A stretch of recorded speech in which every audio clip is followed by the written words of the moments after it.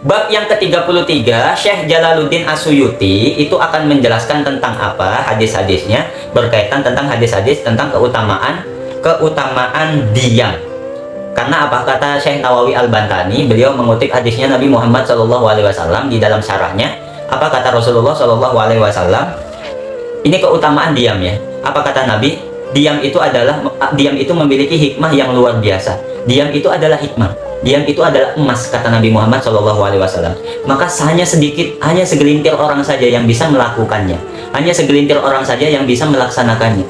Hanya segelintir orang saja yang bisa mempraktekannya. Ya, diam itu mahal teman-teman ya, jamaah sekalian. Ini Nabi sendiri loh yang berkata ya, yang dawuh ini Nabi sendiri. Bahwa untuk diam itu susah, kata Nabi.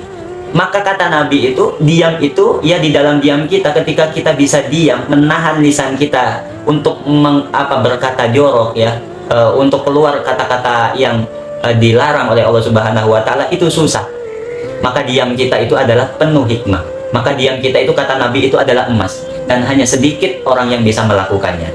Dan kata Nabi Muhammad SAW, orang yang bisa menjaga ya dari kejelekan perutnya, orang yang bisa menjaga dirinya dari kejelekan farjinya, kemaluannya, orang yang bisa menjaga dirinya dari kejelekan lisannya, faqad wafa asyarkullahu, maka dia akan bisa menjaga, maka dia akan terjaga dari seluruh keburukan. Ini kata Nabi Muhammad SAW. Jadi kuncinya orang itu kalau ingin selamat dari perbuatan maksiat, kalau ingin selamat dari keburukan, seluruh keburukan, kata Nabi Muhammad SAW, itu jagalah diri kita dari 3 hal.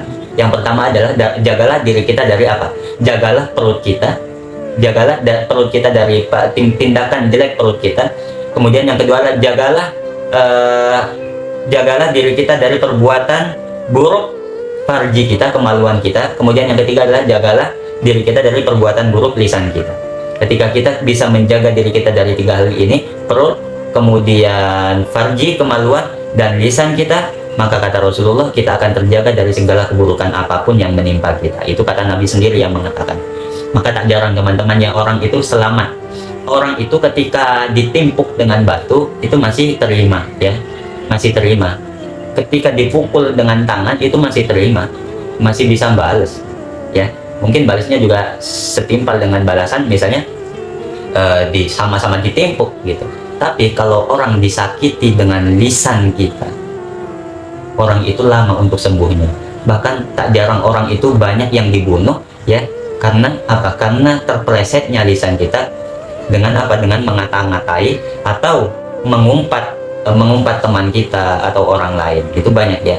Terpleset lidah kita, maka terpleset nyawa kita, hilanglah nyawa kita. Itu banyak sekali. Naudzubillahi min dzalik ya. Maka kata Rasulullah SAW, itu benar sekali, diam itu adalah emas, jamaah sekalian. Diam itu adalah emas. Diam itu memiliki hikmah yang sangat luar biasa. Diam itu adalah hikmah, kata Nabi. Maka orang yang bisa melakukannya itu hanya sedikit. Maka sangat luar biasa sekali, sangat istimewa sekali ketika kita bisa menjaga lisan kita, ketika kita bisa menjaga lisan kita dari nafsu perbuatan, keinginan nafsu lisan di lisan kita. Ketika kita bisa menjaga nafsu lisan kita dengan diam, itu sangat luar biasa, kata Nabi Muhammad SAW. Karena tak jarang, karena sedikit orang yang bisa mempraktekannya, melakukannya. Itu kata Nabi Muhammad SAW.